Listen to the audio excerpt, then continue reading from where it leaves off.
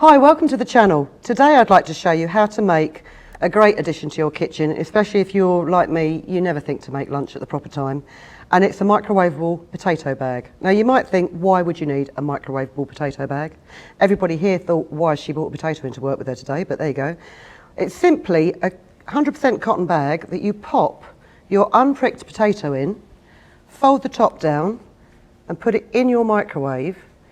And for some reason it cooks baked potatoes so much better than without. Whether the bag holds the steam in, holds the heat in, makes it crispier, but they are much, much nicer potatoes. And they're made out of 100% cotton fabric. I've actually got organic cotton here, 100% cotton batting as well, quilt batting.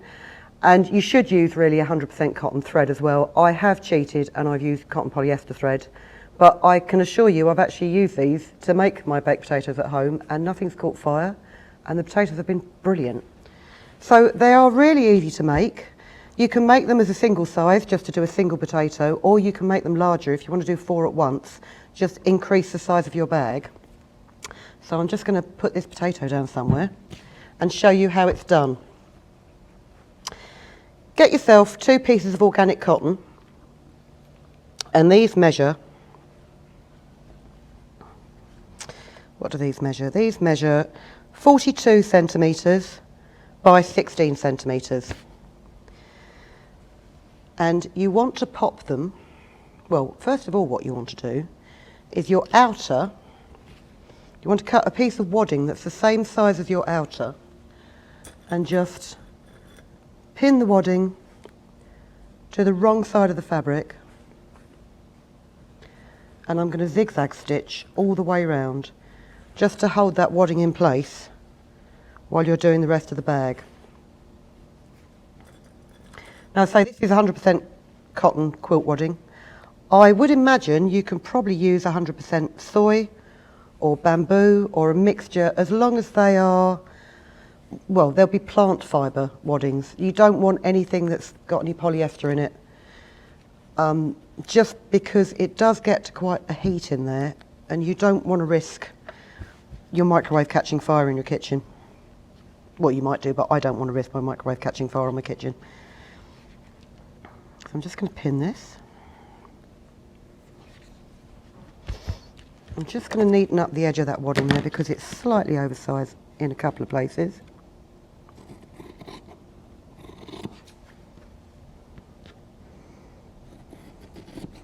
And this is a great project. If you make quilts as a rule, and if you, like me, you tend to make your quilt and then cut your wadding to fit rather than making your quilt to fit your wadding, you'll always end up with strange bits of wadding left over that you don't really know what to do with. This is a great project to use them up. So just set your zigzag to about a 4mm zigzag and set the line of your fabric in the centre of your foot just so that it overlocks it.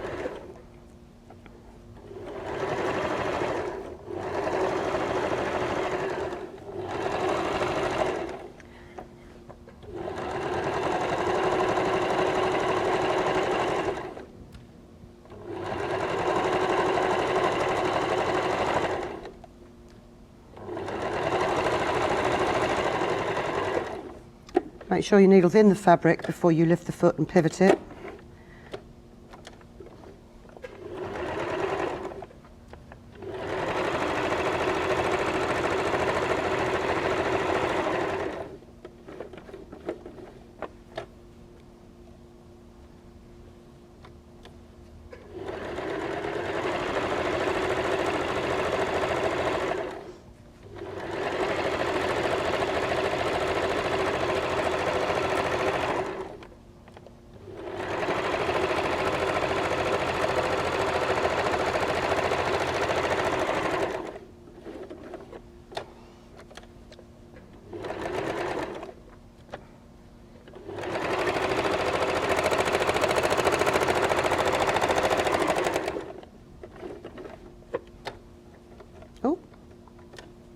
See, I didn't make sure that my needle was in the fabric.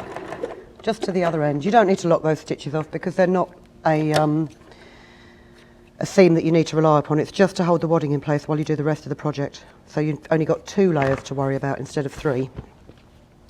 So you have that. You have your other piece of printed fabric that's the same size.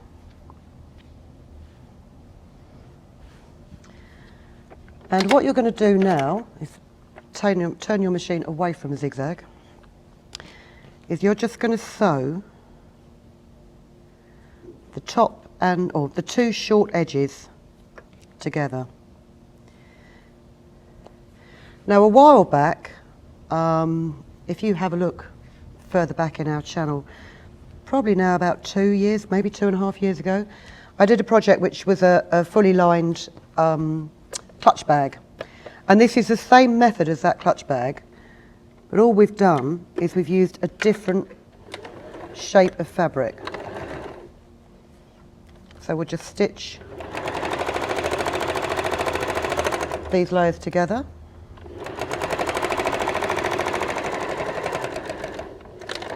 With a 5mm or a 1/4 inch seam allowance. That's one end.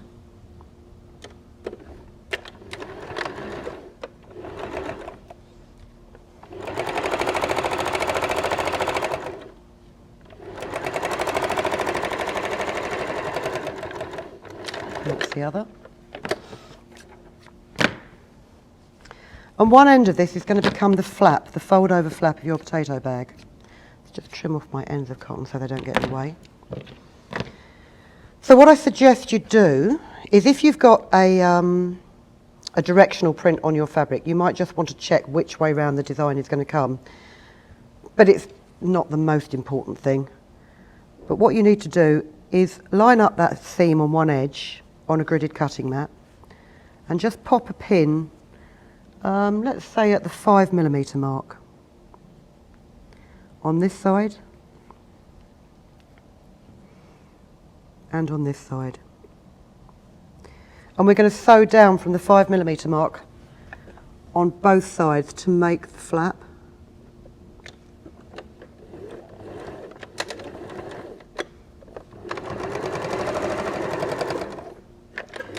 And the more accurate you can make both sides, the easier the rest of the project will be.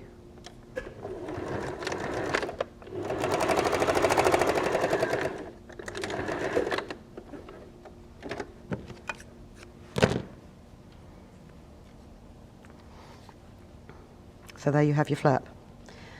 And now what you do is you take your 2 layers, like so, and you line this bottom seam up to where you have stopped the end of your flap, if you can see there. So line it up on this side, go again and line it up on the other side.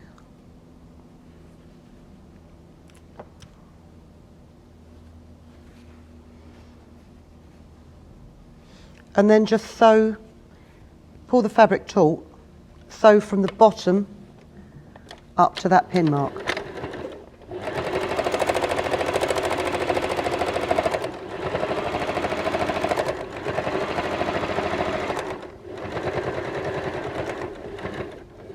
And you're stopping just at the intersection of the seam.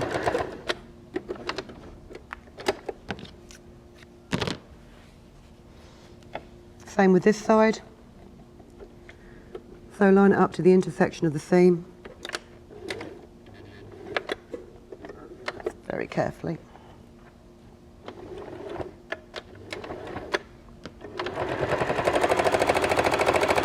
And you're sewing through 2 thicknesses of quilt wadding here, so you might find it's a bit slower going.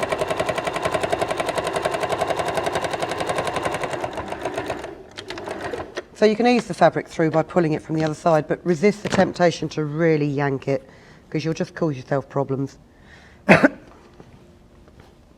So you've sewn the outer of your bag. We're going to do the same with what will become the lining.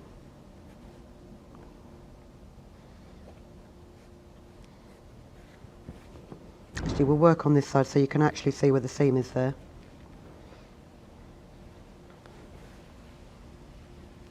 and we'll sew one side completely.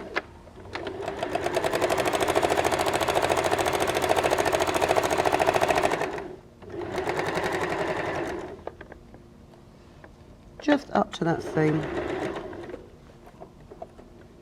And I'm just going to ease that over there.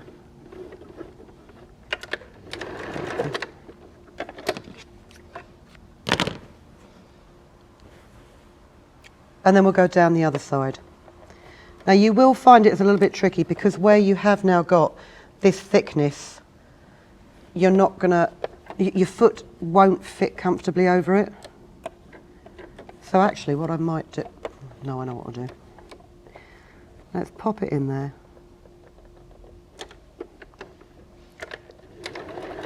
Yep, go back. Now, whatever you do, don't get carried away and sew right down this seam as well, because then you won't be able to turn your bag the right way around. So sew down about 1/3 of the way and lock it off.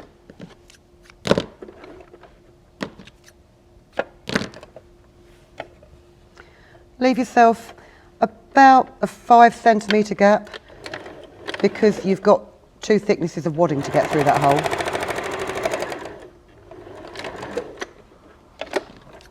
And carry on the rest of the seam.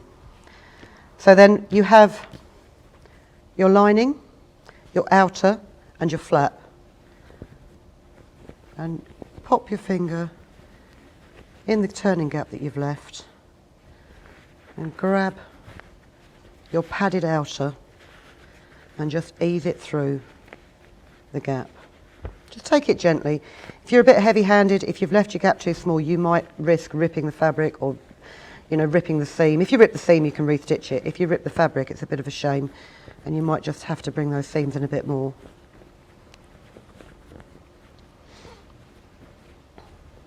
Don't forget to turn out the, I've lost where the turning gap is. Don't forget to turn out the corners of your flap as well. And if you want nice, sharp points, I suggest you get something like a sort of 7 or 8mm knitting needle. It's pointy enough at the end to get those corners out properly without going through the fabric. The number of times I've tried to turn something out and turned it out with too sharp an object, and then it's just gone straight through. It's never a good look.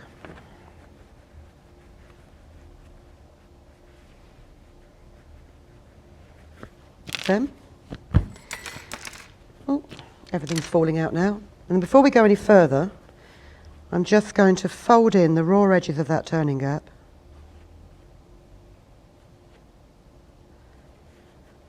And pin them.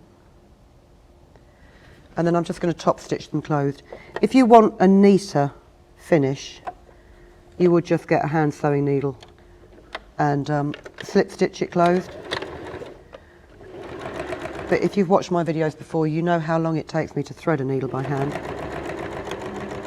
So we'll just close it up like that. And you'll probably notice also that I haven't bothered turning out the corners of the lining. The reason I haven't bothered turning out the corners of the lining is because when I've cut all these odd bits of thread out,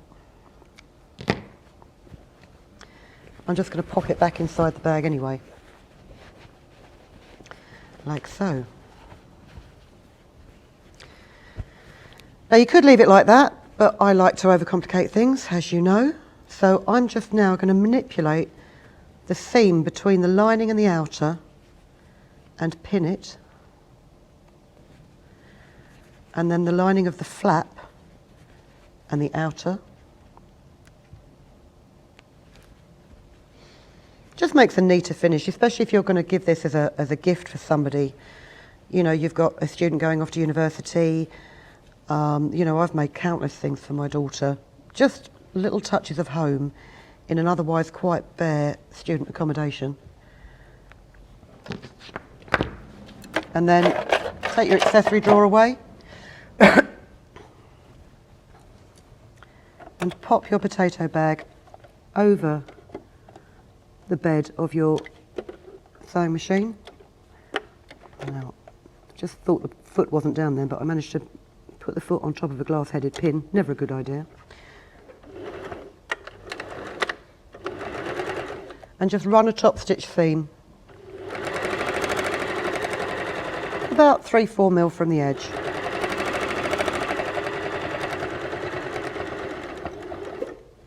And when you get to the junction with the flap, put your needle in, lift the foot and turn the fabric, and carry on around the corner.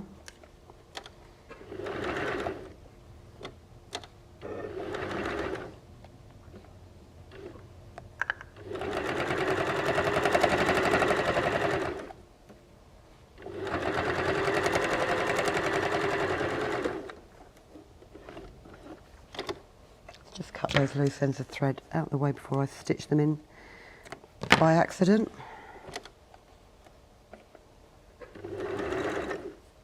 What you will sometimes find is when you're on the corner of this, because you have got that whole bunch up of cotton wadding in the corner, because like an idiot I didn't bother clipping my corners before I turned it out, you might just need to lift the foot slightly, ease the fabric under so that you can carry on stitching. If you don't watch what you're doing, sometimes you find that the foot just gets caught on that lump and it can't be fed through by the feed dogs. Back to the beginning and snip them off. And then, all being well, unless you've got the most enormous potato in the world, you can just pop your potato inside the bag, and as I say, fold the flap over and then lay it with the flap down in your microwave. The weight of the potato should hold that flap down